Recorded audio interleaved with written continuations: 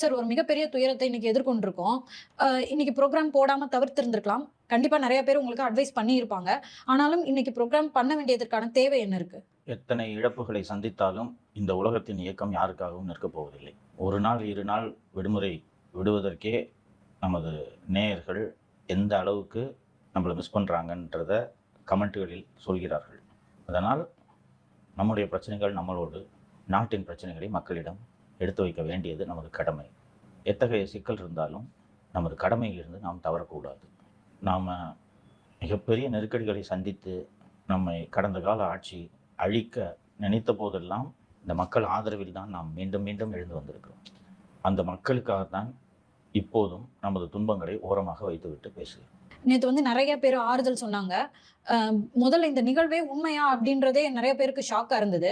சங்கர் சார பொறுத்தவரைக்கும், அவருக்கு சில விஷயங்கள் பிடிக்கும் அப்படின்னா, அதுல ஒண்ணு வேலை அப்படின்னு சொல்லலாம். ஆறுதல் சொன்ன பல பேர்ல சைக்கியாட்ரிஸ்ட் ஷாலினி அவர்களும், அவங்க வந்து என்ன சொன்னாங்கன்னா, அவர் இதுலருந்து கடந்து வரணும்னா, அவர் வந்து புரோகிராம் பண்ணணும், வேலை பார்க்கணும், அத அனுமதிங்க அப்படின்னு சொன்னாங்க. கடந்த 4 வருஷமா பார்த்தீங்கன்னா, நாங்க வந்து மிகப்பெரிய சவால்கள எதிர்கொண்டு இருக்கோம். குறிப்பா வந்து அம்மாவுடைய இறப்பு அப்படிங்கிறது எனக்கே பர்சனலா மிகப்பெரிய பேர் இழப்பு அப்படின்னு தான் சொல்லணும். அதுல இருந்து கடந்து வரதுக்குள்ள அடுத்த ஒரு இழப்பு. வாழ்க்கை வந்து என்ன இந்த இவ்ளோ கஷ்டம் குடுத்தோம், நின்னுட்டான் அப்படின்னு சொல்ட்டு சம்பட்டிய தூக்கி நடு மண்டையிலயே நச்சு அப்படின்னு வைக்கிது. இப்ப நாங்க ஏத்துட்டு இருக்கோம் இல்லையா?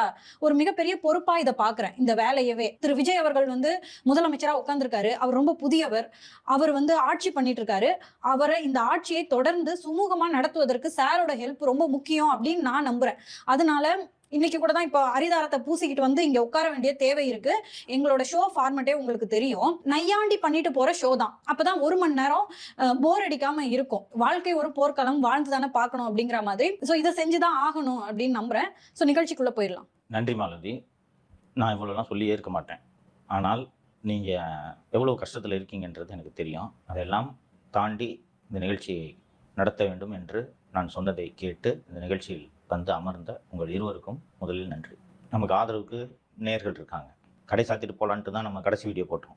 ஆனால் தொலைபேசி மூலமாகவும் கமெண்ட்டுகளிலும் நேயர்கள் கொடுத்த அழுத்தத்தின் காரணமாக தான் அலுவலகம் கிடைக்கலனாலும் நீங்கள் வீட்டிலே உட்காந்து வேலையை தொடங்கிட்டு இருக்கோம். அதே ஸ்பிரிட்டோட தொடரணும் அப்படின்றது தான் என்னோட விருப்பம். அதுக்காக தான் உங்கள் 2 பேரையும் நீங்கள் வேண்டாம் வேண்டாம்னு சொல்லும்போதும் நான் வலியுறுத்தி இல்லை பண்ணி தான் ஆகணுன்ட்டு நான் இன்சிஸ்ட் பண்ணதுக்கான ரீசன் வந்ததுக்கு நன்றி.